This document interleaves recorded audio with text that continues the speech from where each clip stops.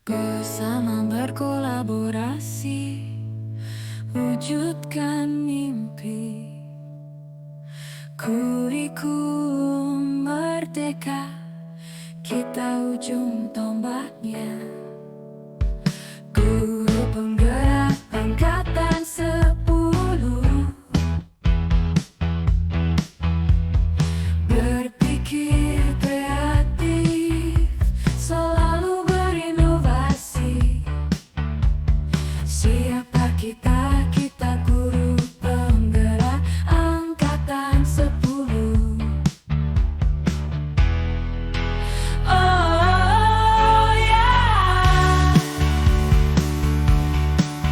siapa kita yang selalu berinovasi?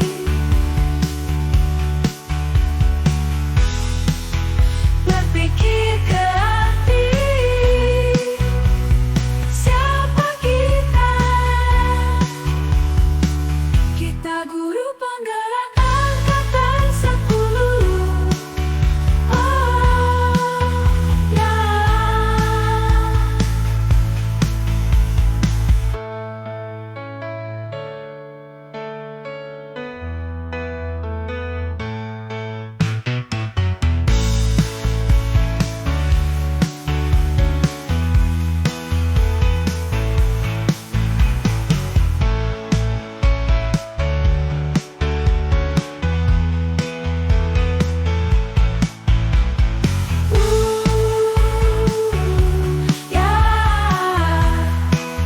siapa kita yang selalu berinovasi?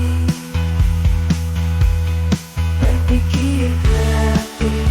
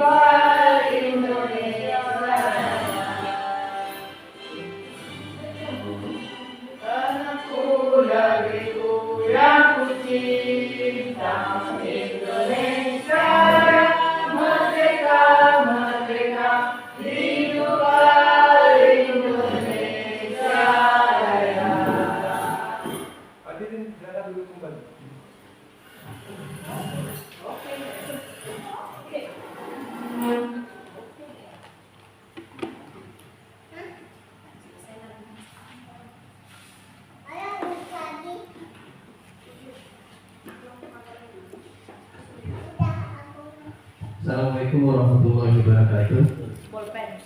Selamat siang semuanya. Terima kasih atas waktu yang telah diberikan kepada kami. Hari ini kita akan belajar bersama tentang aksi nyata budaya positif di sekolah. Dalam kegiatan kami PGP yang difasilitasi oleh Ibu dari Cucu Hadiati.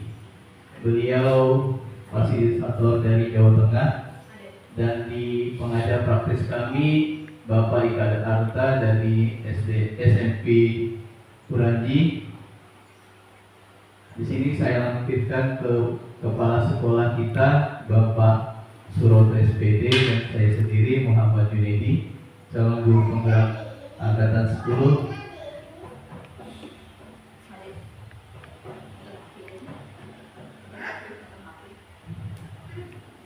Dalam materi pembelajaran hari ini kita belajar tentang budaya positif, di mana sebelum kita belajar kita membaca dulu tujuan dari pendidikan yang disampaikan Bapak Ki Hajar Dewantara. Menurut beliau, tujuan dari pendidikan adalah menuntut segala kodrat yang ada pada anak agar mereka dapat tercapai keselamatan dan kebahagiaan yang setinggi-tingginya, baik sebagai manusia maupun sebagai anggota masyarakat. Oleh sebab itu, pendidik itu hanya dapat menuntut tumbuh atau hidupnya kekuatan kodrat yang ada pada anak-anak agar dapat memperbaiki lakunya, bukan dasarnya, hidup dan tumbuhnya kekuatan kodrat anak. Menurut Ki Hajar Dewantara, dalam pemikiran beliau, pendidikan diibaratkan petani yang merawat tanaman sesuai dengan kebutuhan agar tumbuh dan berbuah dengan baik. Tentu saja, setiap beda tanaman beda pula perilakunya. Kita lihat anak-anak, ada yang pintar, ada yang kurang, bukan bodoh tapi kurang. Nah di situ ya, ada yang sama dengan tanaman, kata Ki Hajar Dewantara, beliau ada tanaman yang tinggi, ada tanaman yang rendah. Nah, pendidik harus bisa menyediakan berbagai bentuk metode belajar siswa yang kadang berbeda tiap siswanya, sehingga pembelajaran pun harus berorientasi pada kebutuhan siswa. Kita di sini diwajibkan untuk melihat anak itu, misalkan ada yang bisa berkalian dengan cepat. Nah, kalau misalkan ada yang bisa, ada yang nggak bisa, biasanya kita kelompokkan Bu ya. Yang bisa itu misalkan berapa orang, anggaplah satu kelasnya itu 20. Ada yang kelasnya yang bisa misalkan 5 orang, berarti kita bisa kelompokkan jadi 4 kelompok. Ya, satu kelompok 4 orang, kita bagi yang bisa di kelompok yang sama yang nggak bisa. Nanti itu yang membantu temannya dalam menyelesaikan tugas dengan cepat dan berhasil.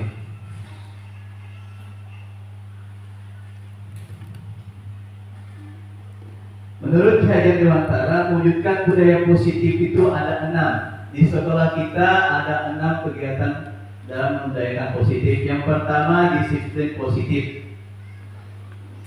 Yang kedua, motivasi perilaku manusia. Yang ketiga, kebutuhan dasar manusia. Yang keempat, keyakinan kelas. Yang kelima, posisi kontrol guru. Yang keenam, segitiga restitusi. Ini nanti dari 6 ini saya jabarkan masing-masing Bu ya, Bapak Ibu. Yang pertama dulu, disiplin positif.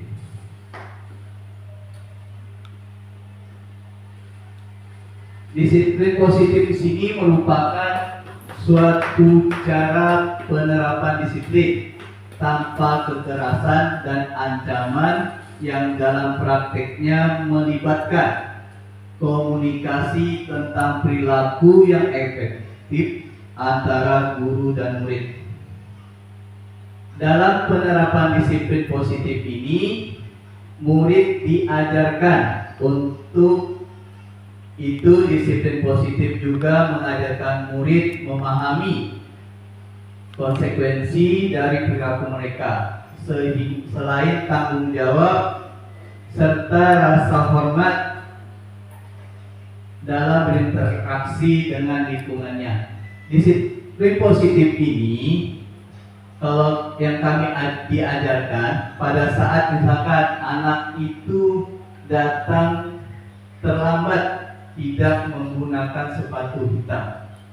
Biasanya kan sekarang ada yang pakai sepatu putih atau pakai sandal.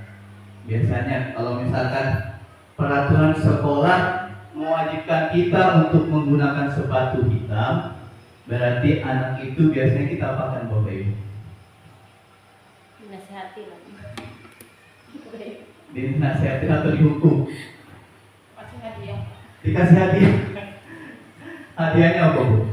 Hadiahnya misal Nyapu. menyapu, berarti kasih hukuman ya.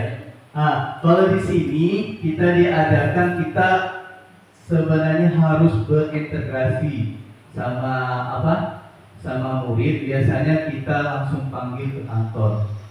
Bertemu dengan misalkan kalau di SMP katanya ada guru BK. Nah, tapi kalau kita mungkin sama wali murid ya, wali kelas, Pak ya, wali kelas siswa. Di situ kita berinteraksi sama anak. Kita tanya dulu apa alasannya. Alasan anak itu misalkan datang terlambat atau menggunakan sepatu yang selain warna hitam. Kita tanya dulu. Kita tidak boleh di sini langsung menghukumnya, karena dalam budaya positif di Aida Dewantara, guru itu adalah menuntun siswa. Menuntun siswa, kita yang menuntun anak itu, bukan kita yang dituntun beliau anak-anak. Kita lanjut.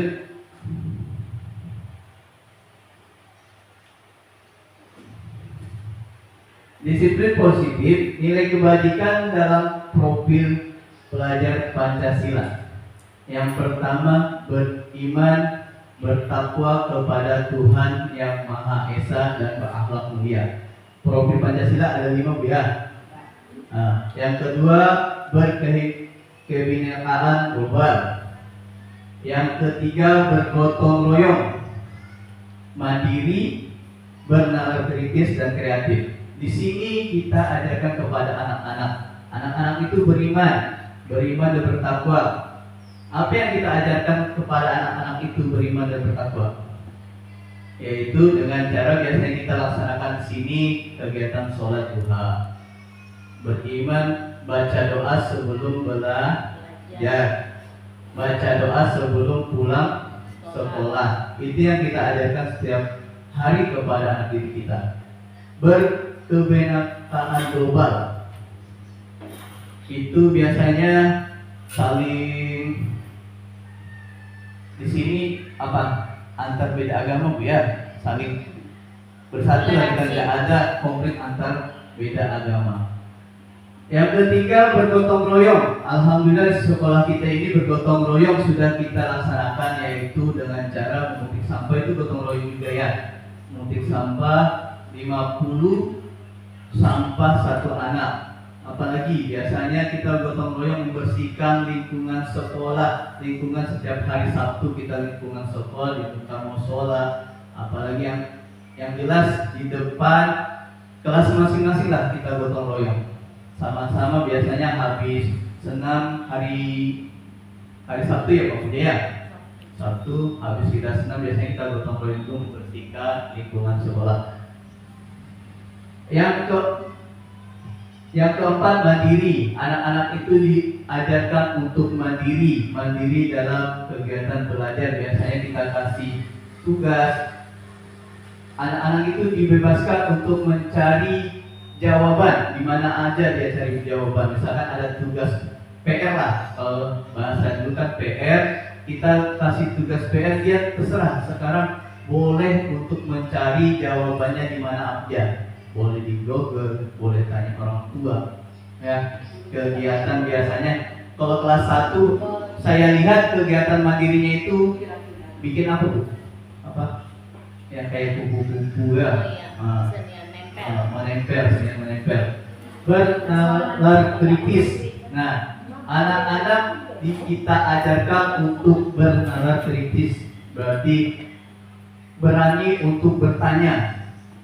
Ya, apapun yang dia tidak bisa atau tidak paham berani. Kita biasanya suruh anak-anak maju ke depan ya. Kalau ulun pribadi, anak-anak itu biasanya gantian baca doa sebelum belajar, gantian baca doa.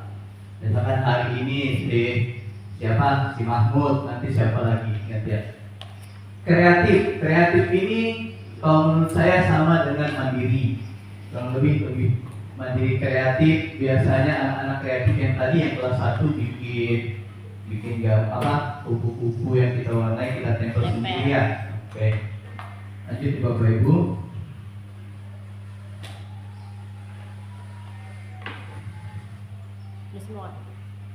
Yang kedua, motivasi dari yang tadi budaya positif. Yang kedua itu motivasi perilaku manusia. Perilaku manusia yang pertama menghindari ketidaknyamanan atau hukuman. Jadi kita di sini tidak ada lagi yang menghukum siswanya. Nah, satu pertanyaan kemarin kepada saat kami recall, gimana ya kalau kita misalkan anak itu kita tidak kasih hukuman? Biasanya pertanyaan seperti itu. Kalau misalkan dinasihatin nanti, oh kita nggak dimarahin sama bapak ibu guru, coba dinasihatin. Nah, gimana solusinya kata teman? Tanya. Jadi tetap karena kita berpatokan kepada pemikiran dari Ki Hajar Dewantara, kita sebagai guru menuntut siswa. Jadi kita tuntut, kita perbaiki yang salah. Ya, kita cuma kasih nasihat. Habis itu nanti misalkan sudah nasihat, kita kasih tahu sama anak-anak, dia nggak dengarkan lagi. Solusi yang kedua, kita panggil orang tua. Kalau orang tuanya sudah mengetahui kalau anak-anak ini ada kesalahan apa-apa, nanti konsekuensinya dengan peraturan sekolah, misalkan melebihi mungkin dipindahkan atau dikeluarkan. Oke, yang kedua, untuk mendapat imbalan atau penghargaan dari orang lain. Nah, biasanya anak-anak mulai sekarang tidak boleh kita kasih imbalan misalkan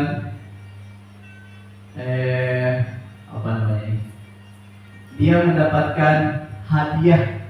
Biasanya Pak ya, yang juara dikasih uang, nggak boleh. Lagi. Nanti dia kalau menurut yang ini akan pelajari itu tidak membentuk anak, karena kalau kita kasih uang dia nanti mengharapkan hadiah imbalan terus. Tapi kalau misalkan juara piala kan kita cuma kasih piagam, boleh untuk penghargaan dari kita sebagai guru kepada siswa. Jadi siswa yang mendapatkan juara itu kita kasih piagam buat dipajang di rumah. Kalau kasih uang, enggak. Yang ketiga, untuk menjadi orang yang mereka inginkan dan menghargai diri sendiri dengan nilai-nilai yang mereka percaya.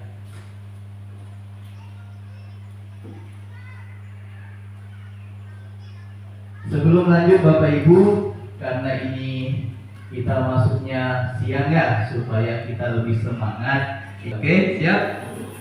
Ibu Ju? Supaya Ibu Ju gak stres dulu ya. Samping-samping Ibu Ju. Oke, siap. Biar masuk ke rambut.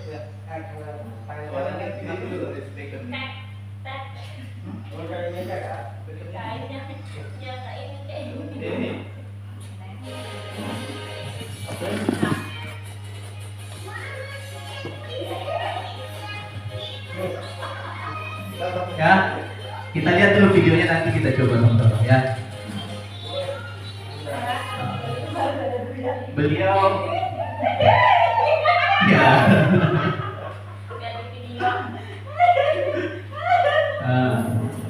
Walaupun umur udah ya, ibaratkan umur itu tidak ada batasan lah untuk umur ya.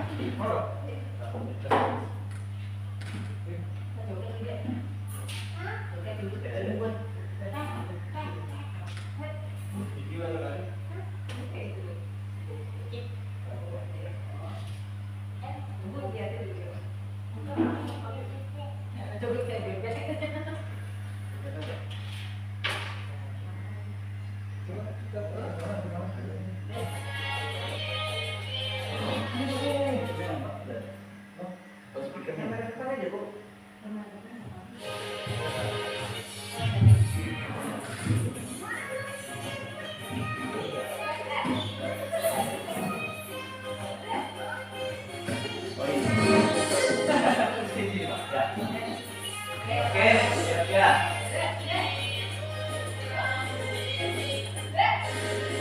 Siap, samping. Oke, ayo. Ayo buju. Tangan kanan.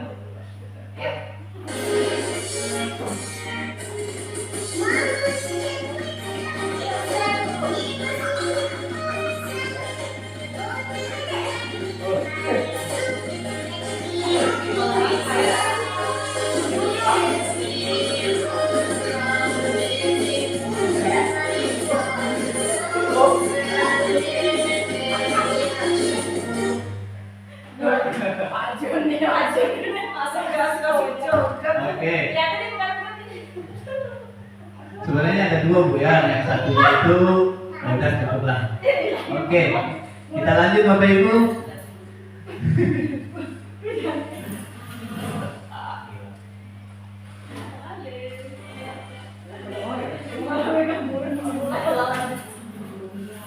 Ini tadi ya, terakhir ya.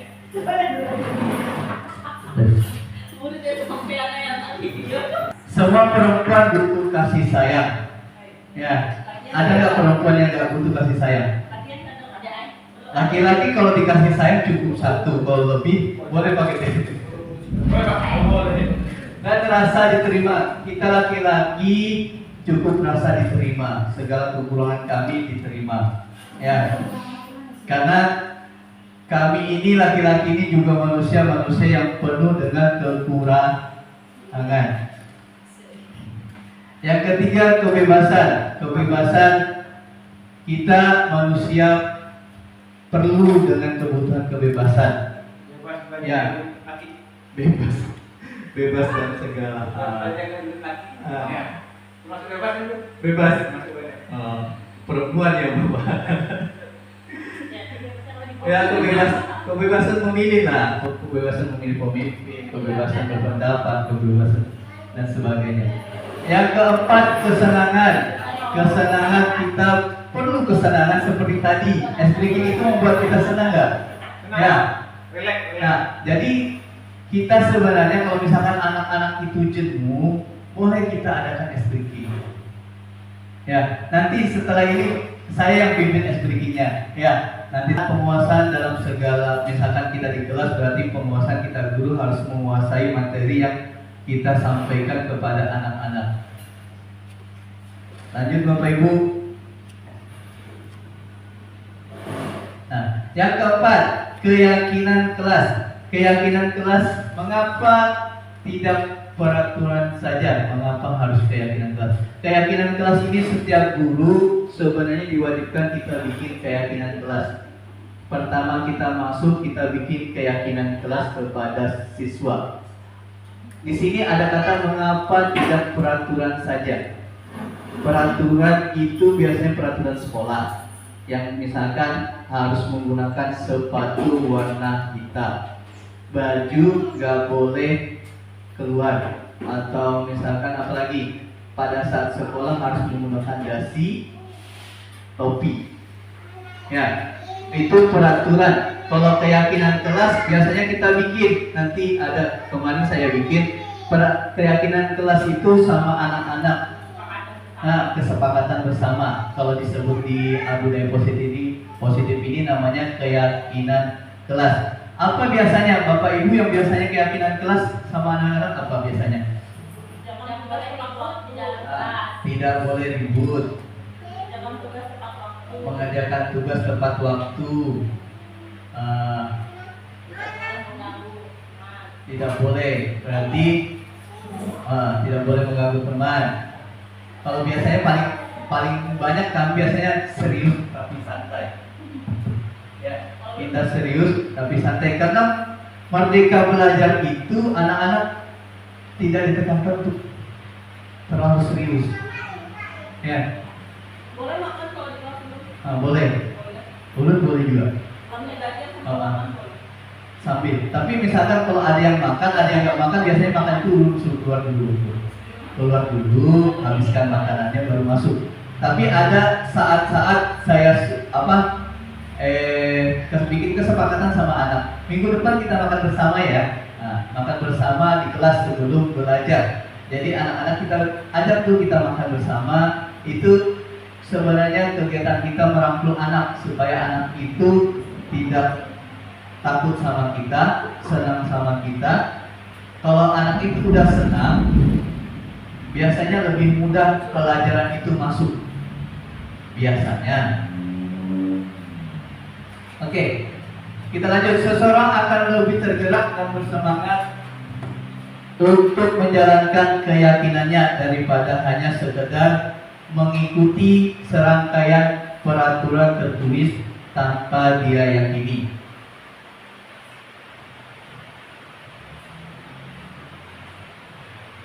Pembentukan keyakinan kelas. Keyakinan kelas berupa pertanyaan universal. Yang kedua, keyakinan kelas hendaknya tidak terlalu banyak sehingga mudah diingat dan dipahami oleh semua warga sekolah. Kalau biasanya warga sekolah semua kita ya, tapi kalau di kelas semua warga kelas. Semua warga kelas hendaknya ikut berkontribusi dalam pembuatan keyakinan kelas lewat curah pendapat. Curah pendapat itu yang bikin apa kita namanya? Mading itu Hah? mading. Mading. Kalau kreatif, mading itu sebenarnya kreatif siswa. Anak yang misalkan suka gambar, nah kalau udah selesai boleh tempel di mading. Jadi kalau ada yang nempel, kita misalkan ada dia bikin gambar bagus, oh ini tempel di mading ya. Nanti anak yang lain kok boleh kalau nempel di mading, nanti ada yang nempel juga. Ikutin. Yang berikutnya, bersedia meninjau kembali keyakinan kelas dari waktu ke waktu. Berarti misalkan seminggu kita tanya lagi sama anak-anak, apa keyakinan kelas yang kita buat? Dia masih ingat gak? Oh misalkan kita tanya, oh Pak, masuk tepat waktu, tidak boleh makan di dalam kelas misalkan, tidak boleh mengganggu teman yang sedang belajar, atau apa lagi? Ya, diingatkan. Ini kemarin saya bikin keyakinan kelas.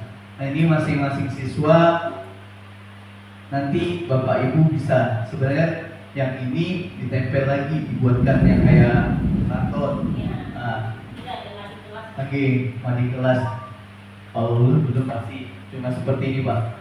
Karena nanti kalau itu berhubungan dokumentasi terus.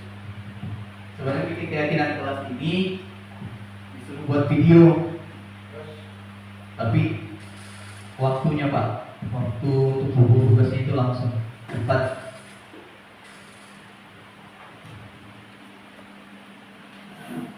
Ini keyakinan kelas peraturannya, selalu kembalikan buku ke tempatnya. Itu peraturan di sekolah. Beda dengan keyakinan kelas. Yang kedua, dilarang mengganggu orang lain. Yang ketiga, dilarang terlambat berangkat sekolah. Yang keempat, dilarang melakukan kekerasan. Dilarang menggunakan narkoba ini. Maaf, ini ke bawah lagi. Dilarang menggunakan narkoba. Harus bergantian atau menunggu giliran menggunakan masker. Ini pada saat COVID kemarin. Keyakinan kelas kita yang kita buat, bertanggung jawab mengembalikan buku. Kalau misalkan ada buku yang dipinjam anak pada saat guru kita masuk, biasanya ada buku paket ya. Nah, anak itu berkewajiban untuk mengembalikan lagi dan menjaga buku itu supaya tetap rapi. Yang kedua, menghormati orang lain. Di dalam kelas harus menghormati orang lain. Jadi tidak ada lagi namanya bullying apa? Bullying, ya. Tidak boleh lagi kalau misalkan, oh kamu hitam, kamu oh kok badanmu bau, nggak boleh lagi seperti itu ya. Harus sama rata.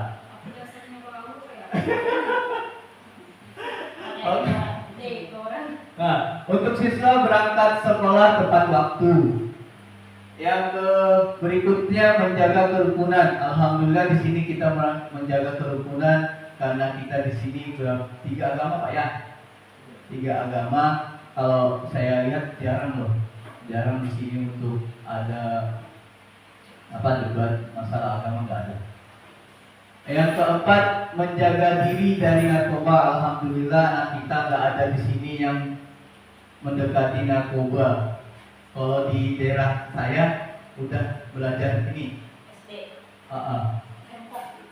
Ya ada. Karena mungkin pergaulan pergaulan di sana ada yang di sini. Nah, kalau di sini kan nggak ada. Mungkin kalau kami dulu di sana ada yang ketahuan pakai handphone atau sejenisnya.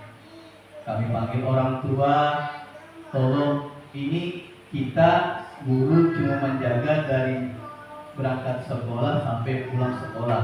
Setelah itu adalah tanggung jawab orang tua, bukan tanggung jawab kami lagi.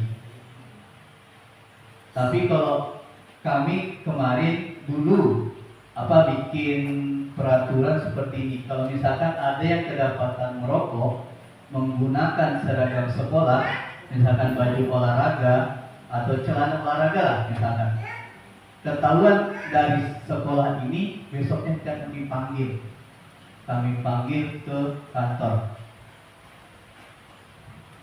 Karena itu udah menggunakan atribut dari sekolah kita.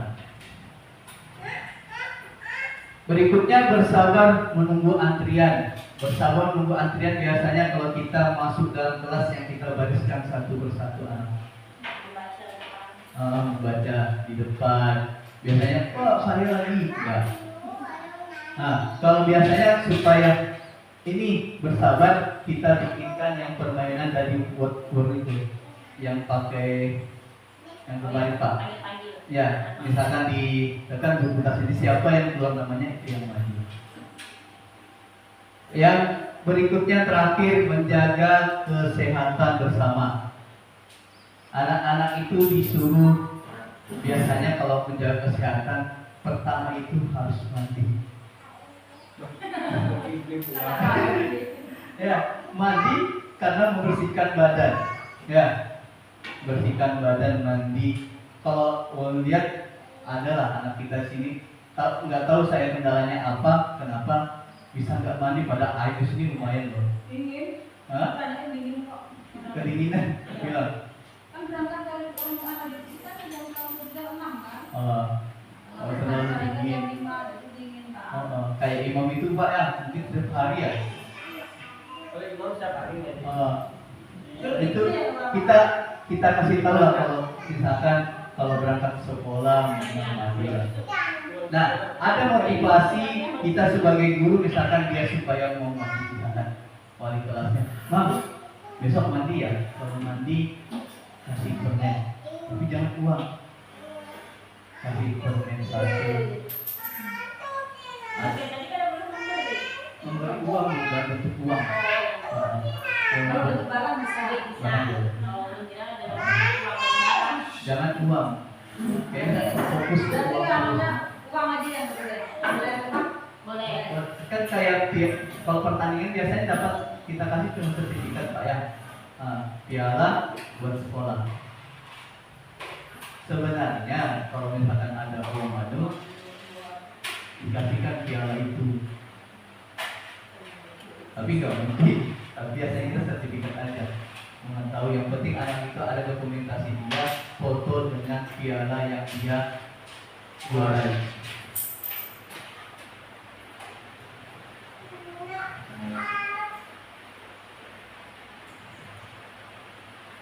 Nah, yang kelima, posisi kontrol guru. Guru penghukum. Patuhi aturan saya, biasanya patuhi aturan saya atau awas. Nah, kata awas itu tidak perlu. Ya. Awas kamu ya. Nggak boleh. Sering kan? Iya. Sering. Jujur, sekarang gini aja. Nah, tapi kalau kita kembali, kalau kita nggak seperti itu, susah untuk mengatur anak kan, susah. Tapi karena semua hubungan dengan pemikiran Kiai Dewantara tentang pendidikan, kita menuntut patuhi aturan saya, ya.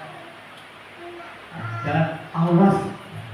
Yang kedua, kamu selalu saja salah. Berarti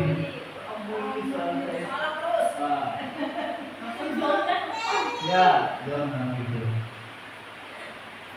Atau kita ganti, kamu bikin kesalahan. Bapak dulu waktu sekolah juga bikin kesalahan, ya. Tapi bahasanya diperhalus. Diperhalus lagi.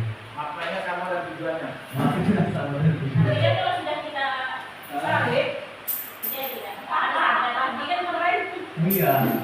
kontrolnya nggak ada. Kontrolnya sudah nggak ada lagi. Yang ketiga pasti selalu yang terakhir selesai. Biasanya kalau dulu yang dulu Memang ini Sudah selalu selesai kalau ini. pasti kita gitu. Terus solusinya bagaimana Pak? Kalau kita kan sudah mengalami ketemu semua kejadian ini kita temui. Oke. Terus dalam konteksnya guru sebelah ataupun guru MPK ataupun diajar guru barat, implementasinya kita kepada fakta di lapangan, sementara kita mau membutuhkan akhlak, disiplin dan lain-lain. Kalau kembali ke sini itu prosesnya kan perlu proses panjang gitu. Artinya anak-anak yang sekarang pun dengan fakta yang ada di lapangan yang kita lakukan, awas pun tidak mempan, kamu dalam salah pun tidak mempan. Bahkan yang terakhir bullying pun bahasanya itu bukan bahasa bullying. Iya. Nah, ini tidak juga menjadi membuat perubahan yang signifikan karena posisi kontrol dulu betul kita melakukan, tapi bagaimana dengan peranan di masyarakat, orang tua dan lingkungan. Apakah itu bisa menjadi komponen pengaruhnya, Pak? Ada. Nah, pada saat misalkan kita nggak boleh seperti ini, Pak ya. Ya. Solusinya kita biasanya misalkan anak itu sering anggaplah bikin kesalahan. Ya. Nah, Lahir lagi. berkelahi. Itu kita panggil dulu. Kita panggil anak itu, kita bawa ke kantor dulu. Ya, yang tadi kalau SMP biasanya ada guru BK. Kalau kita wali kelas, kita yang kasih masukan dulu, kita rangkul dulu. Apa sih dari misalkan berkelahi aja, kenapa sih misalkan si siapa? Misalkan imam kamu pukul, kita tanya dulu Pak. Nah, habis itu kok misalkan dia jawab terus si imam yang salah Pak, dia yang pukul duluan, biasanya seperti itu. Tetap kita kalau tapi imam kan pukulnya agak kencang. Nah, kita harus lemah lembut Pak. Nah, misalkan sudah seperti itu kita kasih tahu, masih melakukan, kita panggil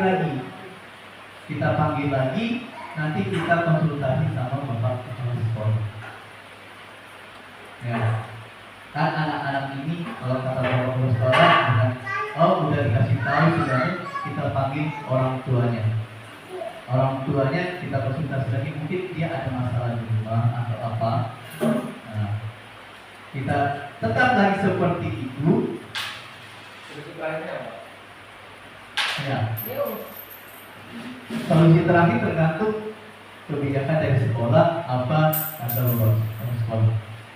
Karena responsifnya orang tua, saya lihat itu semua wali kelas mengalami, termasuk saya kemarin itu mengalami. Ketika kita memberikan masukan, contoh ada WhatsApp group, kasihkan masukan. Kalau anaknya diajarin di rumah bla bla bla bla, tapi disuruh berbalik, ya Pak saya sudah ngajarin, tolong Bapak di sekolah Ajarin lagi. Ya, itu kan Soalnya anaknya seolah-olah pendidikan tidak lagi pendidikan itu hanya miliknya guru, tidak lagi Ya. peranannya ada masyarakat, pemerintah dan sekolah. Itu guru saya itu ada orang tua, guru dan pemerintah ini tapi apa menyediakan fasilitas dan lain-lainnya. Mungkin guru adalah pelaksana, pendidikan sekolah dan orang tua adalah pendidikan di rumah. Nah ini mungkinkah bisa dikolaborasi pada saat atau mungkin dalam pertemuan orang tua itu bisa dikolaborasi juga? Oke. Sebenarnya kolaborasi dari orang tua dan guru pertama Pak pada saat masuk Ya, sekolah. Yang kayak ini kan baru masuk sekolah itu pertemuan orang tua siswa dengan dewan guru terutama kepala sekolah. Nah, itu sudah dikasih tahu kalau misalkan kita sebagai guru cuma mengajarkan anak itu pagi sampai jam pulang. Setelah itu yang mengajarkan anak itu untuk bisa membaca dan apa lain sebagainya itu tanggung jawab orang tua. Bukan pada saat dia sekolah itu aja dia belajar. Pulang sekolah nggak diajarkan lagi. Nah, jadi pada saat masuk itu yang pertama sebenarnya Pak. Atau misalkan bisa juga kata kemarin itu boleh misalkan kalau misalkan ada siswa kita yang kekurangan nggak bisa sudah misalkan anggaplah yang di kelas ini nggak bisa baca. Biasanya pulang sekolah yang lain dia dikasih bimbel Pak. Kasihkan waktu sebentar untuk diajarkan lagi. Itu solusi biasanya yang kami diajarkan.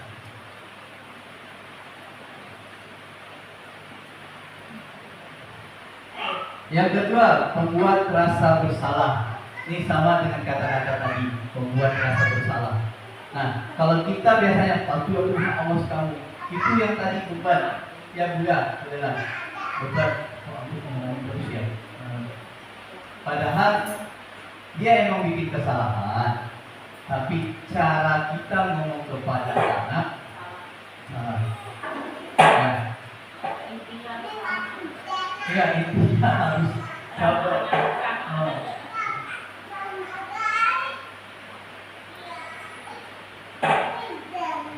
Nih, teman, ayo bantulah demi Bapak ya. Ayo ingat tidak bantuan Bapak selama ini. Ya sudah, kali ini tidak apa-apa, nanti Ibu bantu bereskan. Ini kata kita sebagai teman Pak, teman kepada anak. Misalkan yang tadi bikin kesalahan, ya kita misalkan, oh Bapak waktu sekolah juga pernah seperti itu. Nah, tapi Bapak belajar untuk memperbaiki dari kesalahan. Nah, harus lembut lah. Kayak apa kita sama teman? Ya. Hah?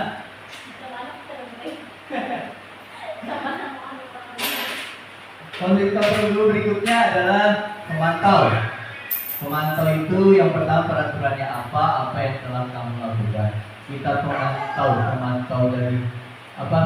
Kita memantau di sini. Kalau menurut saya pribadi, kita bukan hanya memantau murid kita, misalkan contoh, misalkan kayak Ibu Lin kelas 2. Berhubung Ibu Lin wali kelas 2, bukan Ibu Lin saja yang memantau siswa kalau misalkan bikin kesalahan. Misalkan saya ketemu bikin kesalahan, saya juga merangkul anak itu, ya, bukan langsung wali. Oh, ini sama ke wali kelas saja, bukan.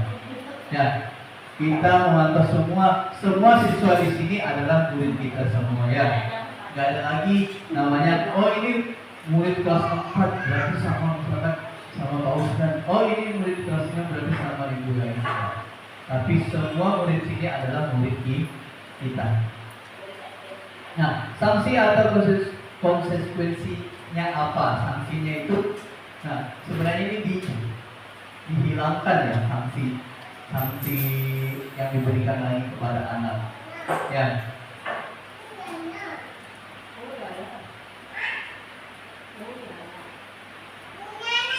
Nih, posisi kontrol berikutnya adalah manajer. Manajer apa yang kita yakini kembalikan keyakinan kelas. Ya, berarti apa-apa yang misalnya di dalam kelas kita kembalikan keyakinan kelas kita buat bersama dengan anak-anak. Kita jadi manajer seperti manajer misalkan Kopuja, manajer bola. Gimana? Pada saat anak-anak sedang main bola, pasti udah kita marah. Kalau manajer itu langsung, ayo nanti mainnya seperti ini. Ya, mainnya seperti ini. Kalau bapak semua itu maju. Nah, tapi kok boleh? Ayo, boleh. Ya, Harus tenang lagi. lemah lembut. Ya, apakah kamu yakininya? Jika kamu yakininya, apakah kamu bersedia memperbaikinya? Jika kamu memperbaiki ini, hal ini menunjukkan apa tentang dirimu? Nah, keyakinan keras. Kita tanya lagi. Ya, pokoknya bertanya dengan lemah lembut.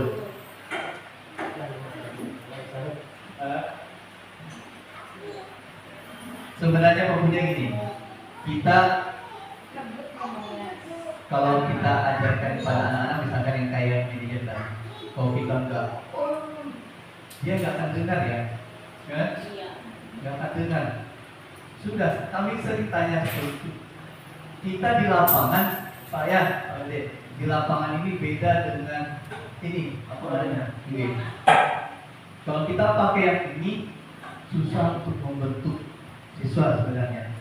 Tapi pada fasilitator kami, ajarkan terus. Siapa tahu, kita nggak tahu ya, murid yang udah kekurangan, contoh misalkan kayak si Mas Agus Mulia nggak bisa atau apa, tapi 10 tahun yang akan datang, misalkan jadi bos karet atau bos apa, dia pasti mendatangi guru yang dia jarang marah sama dia, karena dia pasti ingat, oh ini dulu Pak Gede baik sama saya.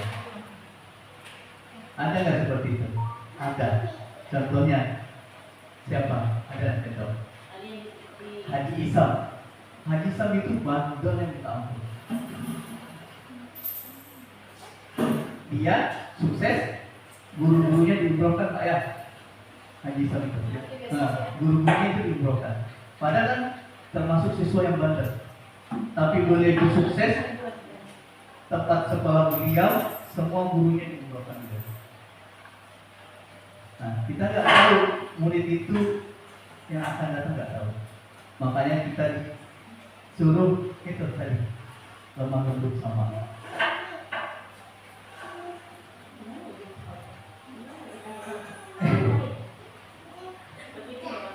Hah? Ini coba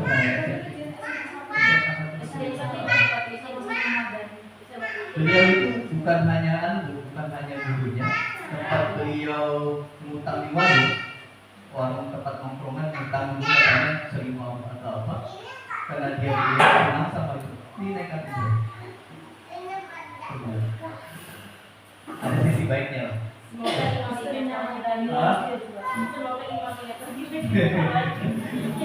Oke, di sini posisi kontrol guru ada beberapa bagian. Yang pertama motivasi, yang kedua identitas gagal, yang ketiga identitas berhasil atau sukses, yang terakhir identitas berhasil sukses kontrol diri atau menghargai diri sendiri.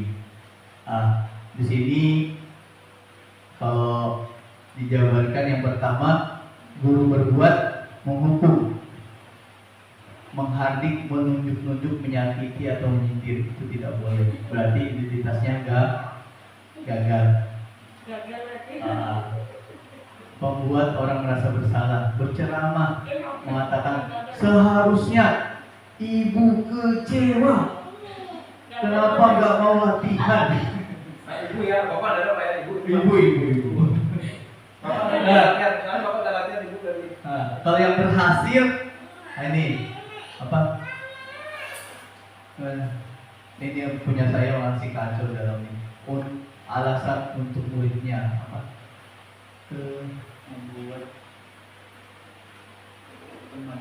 Membuat alasan untuk muridnya, membuatkan alasan nih, membuatkan alasan untuk muridnya yang membantu muridnya misalkan, oh ini terlambat, mungkin dia terlambat atau apa kehujanan di jalan. Pemantau itu mengawasi perilaku siswa. Nah, perilaku siswa misalkan kita duduk di depan kantor, oh siswa itu ngapain sih? Nah, kita lihat, oh lagi-lagi main bola. Oh dia ganggu, biasanya main bola tuh laki-laki ganggu perempuan, boleh kita panggil, kita memantau siswa untuk jangan sampai mengganggu. Mengganggu itu biasa bahasanya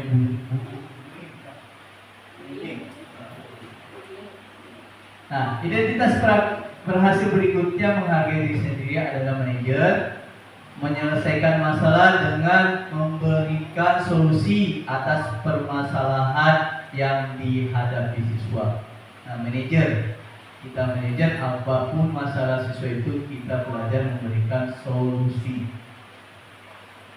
Yang berikutnya lagi, guru berkata, yang gagal penghukumnya itu, kalau kamu tidak melakukannya, awas ya, rasakan. Awas ya, nanti Bapak hukum, rasakan hukuman dari Bapak. Itu berarti identitasnya gagal. Yang berikutnya, seharusnya kamu sudah tahu. Ibu lelah sekali mengatakannya. Mau ibu bikin stres, ibu stres katanya. Kan sudah dikasih tahu, tapi tetap lakukannya. Stres nih, laporan banyak, belum selesai.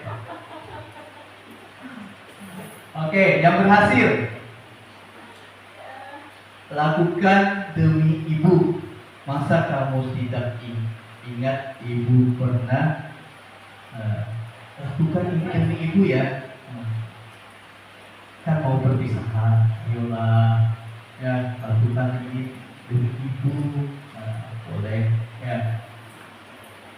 Yang pemantau, apa peraturannya? Berarti peraturan di kelas, di lingkungan sekolah atau keyakinan kelas. Menghargai diri sendiri tadi, identitas yang berhasil. Apa yang kita yakini, apa yang bisa kau kerjakan untuk memperbaiki masalah ini. Nah, itu kepada siswa. Apa yang siswa itu yakini kalau misalkan perbuatan yang dilakukannya. Apa yang bisa kau kerjakan untuk memperbaiki, misalkan bikin kerusakan di kelas, misalkan mematah mistar. Apa yang kau kerjakan untuk memperbaikinya? Oh, misalnya, Pak, di lem itu bisa baik nggak? Enggak. Berarti boleh solusi. Berarti kamu misalkan, berarti kamu ganti ya, tapi gantinya misalkan kalau uangnya banyak, kamu cicil aja 1.000 sampai uang dari pembelian besar itu tercukupi. Dampak pada murid. Nah, kalau kita menghukum, murid itu trauma, mengulangi kesalahannya. Trauma. Ya.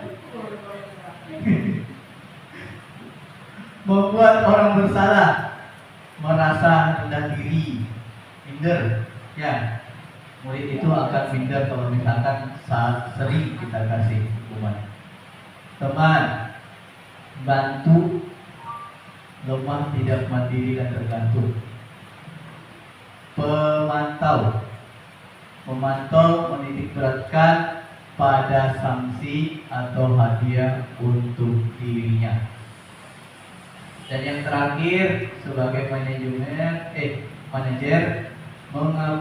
mengevaluasi diri, bagaimana cara memperbaiki diri. Ini yang terakhir, mewujudkan budaya positif. Ada segitiga restitusi namanya. Yang pertama itu validasi tindakan salah. Yang kedua, menanyakan keyakinan. Dan yang terakhir, menstabilkan identitas. Itu nanti belajar segitiga restitusi. Apa itu restitusi? Adalah suatu proses dialog yang dijalankan oleh guru, bukan orangnya, G-nya kurang. Orang tua agar dapat menghasilkan murid yang mandiri dan bertanggung jawab. Berarti proses dialog antara kita dan orang tua kepada siswa.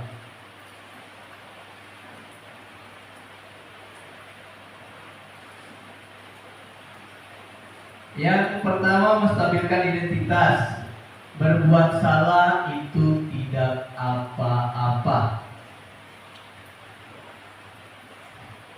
Yang tadi yang saya contohkan, oh Bapak pernah juga bikin kesalahan. Ya, makanya berbuat salah itu tidak apa-apa, untuk menstabilkan supaya anak itu tidak trauma. Yang kedua, tidak ada manusia yang sempurna. Itu kata-kata kita, kata-kata lembut kepada siswa. Yang berikutnya, saya juga pernah melakukan kesalahan seperti itu. Yang keempat, kita bisa menyelesaikan ini. Kita bisa menyelesaikan permasalahan ini. Apa permasalahan anak? Yang kelima, Bapak atau Ibu tidak tertarik mencari siapa yang salah. Biasanya ini yang sering berkelahi, dua orang kita panggil. Ya, Pak ini yang salah Pak, ini yang salah Pak. Nah, kita boleh bilang, Bapak tidak tertarik mencari siapa yang salah, tapi Bapak ingin mencari solusi dari permasalahan ini. Permasalahan misalkan yang berkelahi, permasalahan yang membuli siswa. Dan yang terakhir, kamu berhak merasa begitu.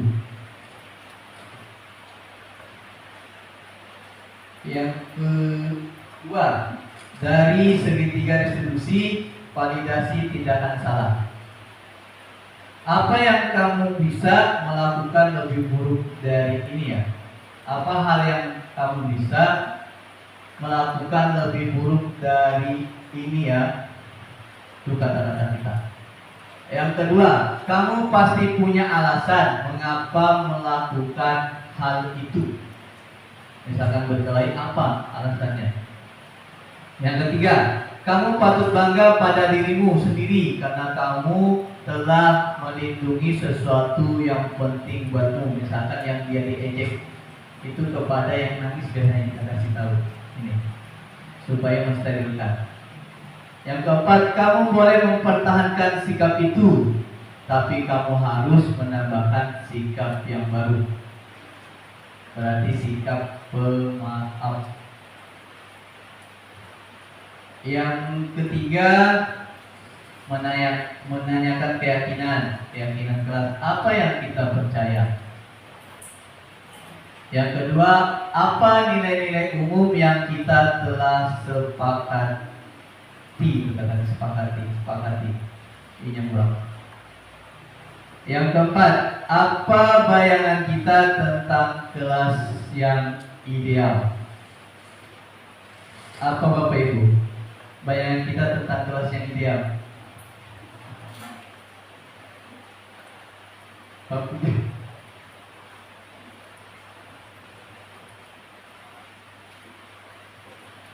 Bayangan kita tentang kelas yang ideal? Kelas yang indah, ya, kelas yang punya murid yang pas. Muridnya semuanya, maksudnya jumlah muridnya. Jumlah muridnya. Fasilitasnya lengkap. Fasilitas lengkap.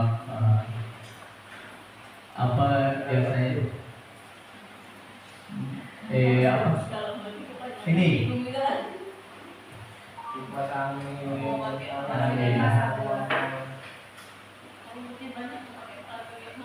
Iya. Pojok baca ada Pak ya di kelas. Bikin sendiri kan pojok baca bisa. Bikin sendiri. Tapi anggarannya Kreatif. Hah? Kan kreatif dulu biasanya. Biasanya ada uang wali kelas ada ya? Atau kurang? Kalau SMP mungkin ada. Oh, Abi dulu ada Pak. Untuk Nah, Semua kelasnya.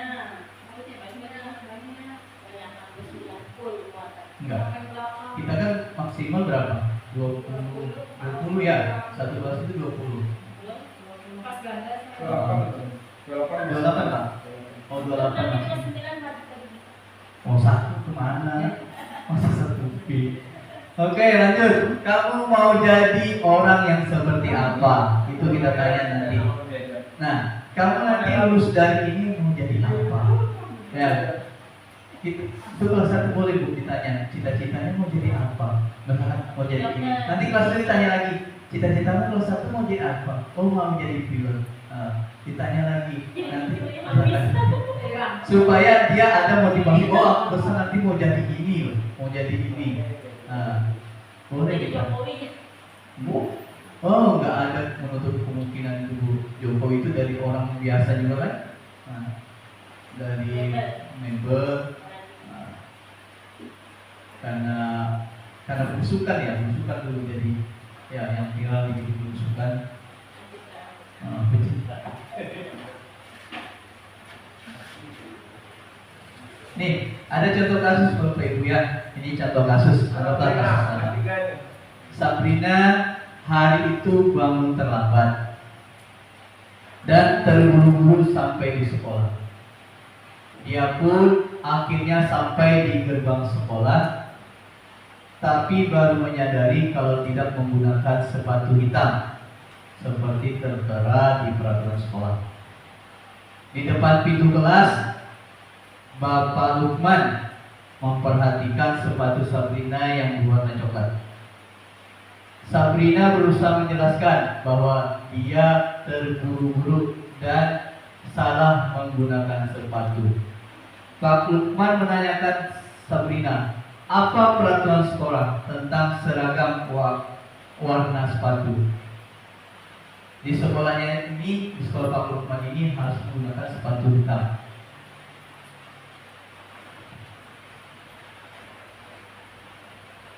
Sabrina menjawab, sudah mengetahui sepatu harus berwarna hitam, namun terburu-buru dan salah mengenakan sepatu.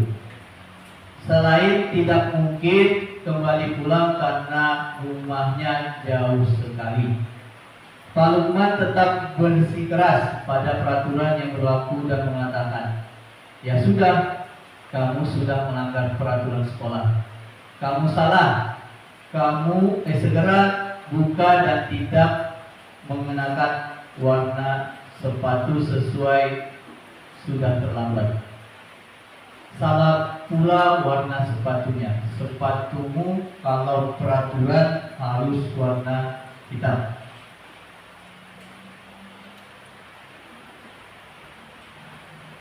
Sabrina meminta maaf dan memohon kembali kepada Pak Lukman agar tetap dapat mengenakan sepatunya dan berjanji tidak akan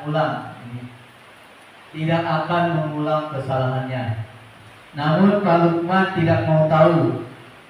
Tidak, kamu telah melanggar peraturan.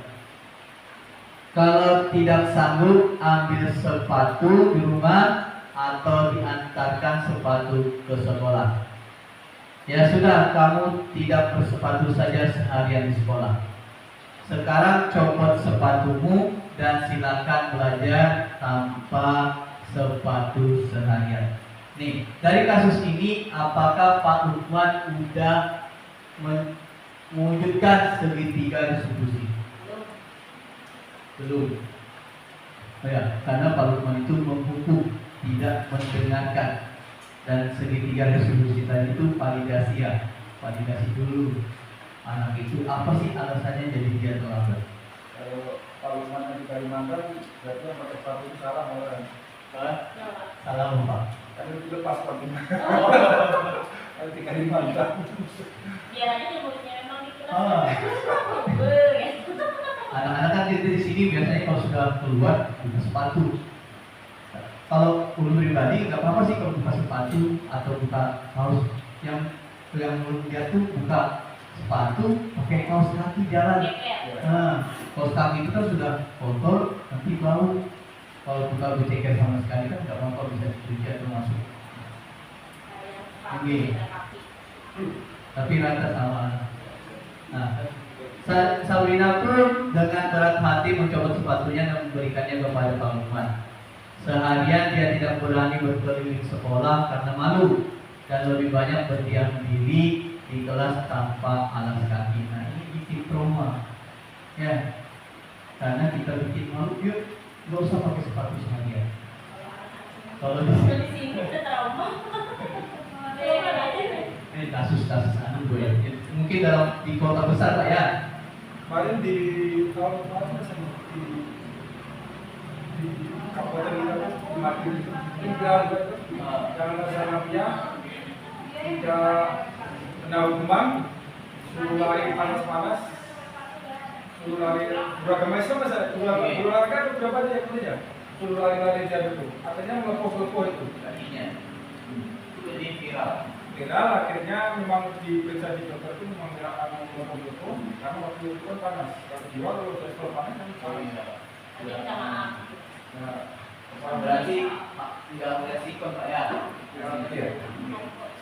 Ada Viral kemarin itu yang di kota Mati ini. Oke, mungkin sebentar. Nih, bagaimana posisi Pak Lukman? Yang posisi yang pertama penghukum, karena penghukum yang tadi tidak apa Pak, tidak sesuai lah.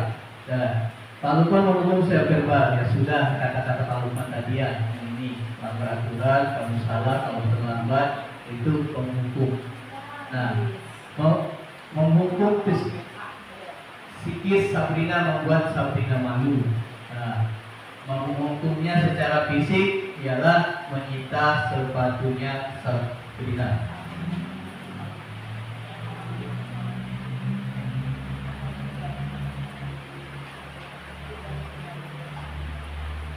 Bagaimana posisi Pak Lukman sebagai manajer?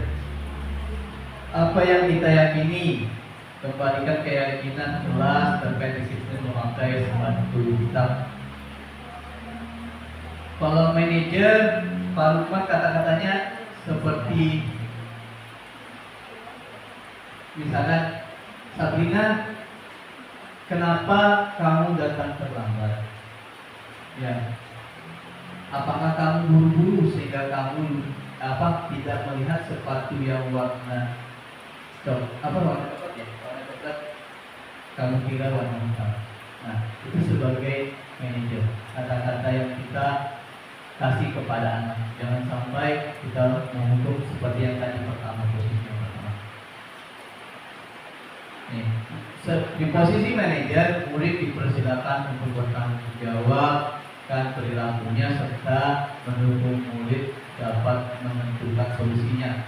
Nih, misalkan Sabrina, kalau misalkan hari ini kamu datang terlambat, apa yang seharusnya kamu lakukan supaya tidak terlambat lagi dan tidak menggunakan sepatu selain warna hitam? Itu kata-kata yang kita beri kepada siswa kita.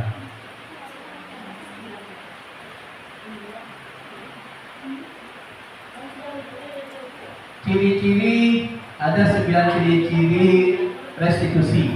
Yang pertama, bukan untuk menebus kesalahan, namun untuk belajar dari kesalahan. Ya, bukan untuk menebus kesalahan, tetapi untuk belajar dari kesalahan. Yang kedua, memperbaiki hubungan antara kita dengan siswa kita. Kalau kita kasih hukuman biasanya kurang baik ya. Wah, itu Bapak terus. Yang keempat, tawaran bukan paksaan. Kita kasih tawaran apa yang tadi, solusi apa yang bisa kamu sampaikan, apa dari kesalahan yang kamu lakukan. Yang keempat, restitusi menuntut untuk melihat ke dalam diri. Yang kelima, restitusi mencari kebutuhan dasar yang mendasari tindakan. Karena restitusi diri adalah cara yang paling baik untuk solusi dari kesalahan yang dibuat anak. Yang ketujuh, restitusi fokus pada karakter bukan tindakan.